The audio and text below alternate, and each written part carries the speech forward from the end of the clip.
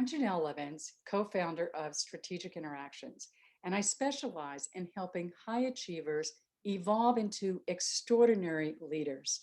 And in this video, I want to focus on one of the emotional intelligence competencies that every leader needs to have, and that is conflict management. I want to share with you 12 strategies that you can use the next time that you anticipate having a conversation, perhaps about a conflict at work or something that you feel like is going to be a tense or more emotionally charged meeting. And conflict management is a skill that every leader needs to have. So, conflict management is all about how you negotiate and resolve conflicts with other people. And if I were to ask you if you think you're really good at doing that, I wonder if you would say yes or no.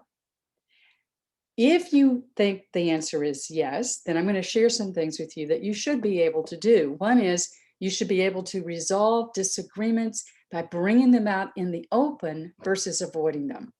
You should be able to respect other people's perspectives that are different from yours. You should be able to create solutions that all parties involved in a conflict can agree upon or can at least support. And you should also be able to de-escalate the emotional charge of a situation involving conflict before trying to problem solve it. Now, if you said, no, I don't know how to do it, then you may be trying to manage conflict by denying conflict exists and hope that it'll just somehow go away or disappear. Maybe you're not showing interest in hearing other people's perspectives. Maybe you're just not interested. Or maybe you're sharing your view at work in ways that creates a lot of negative feelings about other people and for other people. And maybe you're seeking to win at any cost when trying to manage a conflict at work. Conflict often gets a bad rap because we tend to focus on the negative around conflict because it can be something that people really fear. It can be something that people have tried to handle in the past and it really created a lot of problems. And then sometimes we just simply don't have any idea how to even start the conversation when we're trying to resolve a conflict. But conflict is not all bad. Conflict is actually very healthy for us and in the organizations that we work with. And that was a key finding from a survey that was done years ago by CPP involving 5,000 people in 9 countries. If conflict is managed well, it can actually have a positive impact on us by improving our relationships and increasing our ability to be creative and innovative. So if you don't know how to manage conflict, it could be really costing you at work. It could be costing you relationships that you care deeply about. It could be costing you promotions at work or even your peace of mind, which might be impacting your ability to get a good night's sleep. If you don't know how to manage conflict, you could end up losing control of your emotions at work, which could be really embarrassing and damaging to your career. You could also unintentionally damage relationships if you don't know how to manage conflict for years. And you could get physically ill just from all the high stress that can be created if we find ourselves in a situation where we don't know what to do about a conflict. I know people that don't go to work if they feel like they're struggling with a big conflict in the workplace. So to get you started in the right direction, because this is not a full training, but it will at least get you started in the right direction the next time that you anticipate having a conversation with someone that may be about a conflict, or you feel that the conversation could get very emotional because there's some different viewpoints or something that really is the beginning of a conflict between you and someone at work.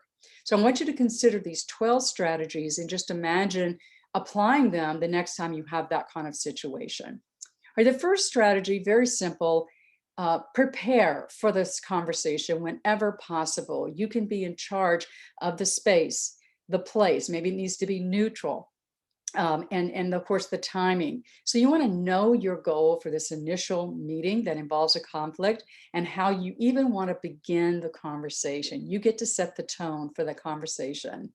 Number 2, make sure you go into this meeting managing your emotions, do a self-check, and your nonverbal communication. So much of how we do send messages is through the micro expressions in our face and our body language, how we hold our arms, how we sit in a chair or on a sofa.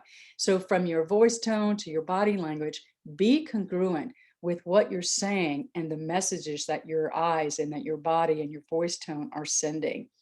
You can really reset your emotional control button by just taking some deep breaths before you even begin the conversation. Number three, really actively listen to the other person's story. Don't assume in any situation, particularly involving a conflict, that you know all the facts. Very often we don't. We don't know the other person's perspective. So approach this meeting from a place of curiosity and from a place of learning all the facts possible.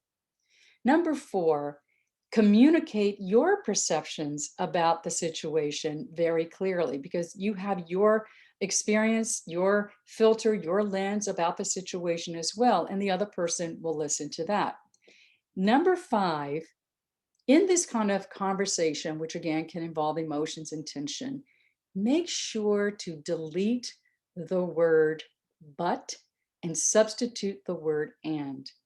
With all best intentions, sometimes we use that word but, we've just negated everything that was said or that we said or that the other person said in the conversation. It has that kind of impact. So just substitute the word and that can really keep things much more neutral.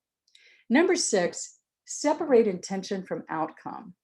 Very few, if any, people go to work or telecommute or whatever, interact with other people with the intention of creating havoc, of creating conflicts. So we want to assume best intentions when we're about to have this conversation, because again, we probably don't have all the facts. So don't assume the negative, assume best intentions. Number seven, ask non-confrontational questions. And this strategy is about sometimes when we're in these kinds of meetings where we're trying to resolve a conflict, we might come across as an interrogator and not realize, and that's not the position or the impression that we want to have in these meetings. We do want to ask questions, but just be very mindful of how that might come across and make sure you do a self-check that you ask questions with the right intention. All right, now, number eight, be comfortable with being vulnerable by not understanding everything at first. Sometimes we need to ask more questions so that we do get to maybe what's underneath the conflict so that we can truly understand the other person's perspectives and the whole picture of what's going on. So we don't want to hold back from asking questions for fear of like, well, I've said this and you should understand. No, sometimes we need to ask a couple of questions to really uncover what is truly going on. Number nine, take responsibility for your part in a conflict. If something has happened that you believe warrants an apology, please apologize. I think that's always a great way to start. Don't apologize if you haven't done anything, because then that has no value. But if you know that you've got some part of the situation that upfront you can apologize, and that alone can go a long way to the other person being able to hear what you want to say in this meeting. And if you don't have anything to apologize for, you can always ask, is there anything I could have done differently? Is there anything I could have done differently? Number 10, you want to brainstorm actions with the person to help resolve the issue. Like, I love this question, like, what can we do to be able to move forward together? We want to be collaborative in trying to solve the problem or improve the situation. And that also gets a lot of mutual buy-in from both parties to actually make those actions happen. Number 11, summarize outcomes of your meeting and next steps. It's always a great idea to sort of restate like the key things that you heard. And this helps clarify that you heard correctly. And if there's anything that needs to be reclarified, that's an opportunity to do it.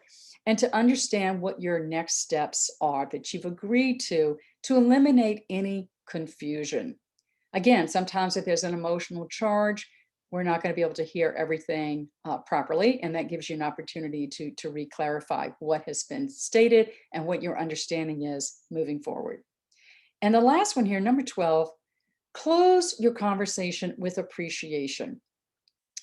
Sometimes in a conversation involving a conflict, we're not going to solve it all, but we want to be grateful for the opportunity that was presented so that we get an opportunity to try to move the needle towards solving it, right? Or coming up with a different approach or a resolution to the issue. A second conversation might very well be your next step, and that's okay. If no concrete solution was created in that initial conversation, particularly complex issues, it's probably going to take maybe a couple of meetings to get everything resolved. And you can always say something like this, I know that this is not an easy topic to discuss, and I appreciate you taking time to start our dialogue about it. So knowing these 12 strategies will really increase your awareness about things that you can do to really influence the mood of the meeting, how the conversation takes place, just from a emotional calming perspective, and so that you can help guide the conversation. When you know how to do this, when you know how to manage conflict, you have no fear about it. You don't dread having those conversations that can feel tough, but they're the right conversations that we often need to have with a boss, with direct reports, with coworkers, and even with customers. So, in 30 years of working with leaders, I don't remember anyone that I met who was just automatically a pro at managing conflict. And because I teach this, often that's where that would come out, because people don't always want you to know. They don't know how to do this. And the higher up they go, very often, that becomes even more problematic. It's just not a skill that we're born with, but it is a skill that everyone can master. And the best way to learn it is to work with someone like myself who's trained to teach conflict management skills. I work with leaders every week, teaching them how to master those skills. And the best way to practice it is to try to replicate typical workplace scenarios that are going to really be true for your world, so it feels very natural and comfortable when you find yourselves in the real world in those situations. So if this is of interest to you, if you're struggling with conflict management at work and you know this is something that is holding you back in moving up in your career, I invite you to reach out to me. This is something that I specialize in, and my contact information is listed in the description of this video. And I have a waiting list now for my next online coaching program where we cover conflict management and other emotional intelligence strengths. So if that interests you, please reach out to me and we can schedule a call to see if I can help you. I hope this is helpful, and I wish you all the best the next time you find yourself needing to have a conversation about a conflict in the workplace. Take care.